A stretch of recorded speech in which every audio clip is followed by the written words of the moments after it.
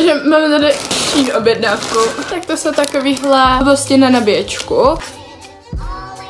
Další věc, co tady mám, tak je takováhle šperkovnice. Čekala se být teda větší.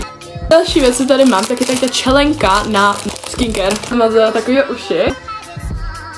Další věc, co tady mám, tak je to jakoby pro natáčení. A tady mám tady to, takový to na kameru, to světlo. A to teda na nabíječku. Tak tady mám takový ten můj stativ. Já jsem myslela, že to bude takový ten, který mu se dají ohnout nohy. A zase jako dá se očekávat, že tady to dopadne asi nejhůř, ale jako až jako na ty nohy, tady se nedají ohnout. Jako první, tak tady mám tričko. A vypadá si nějak jak to. Je strašně pěkný, musím říct. Jako další, tak tady mám mikinu, na který jsem ani nečeká, že budu mít tak dobrou látku. Je výborná ta látka. Není moc zateplená. Vidíte to sami? Jako poslední, co tady mám, tak jsou kalhoty.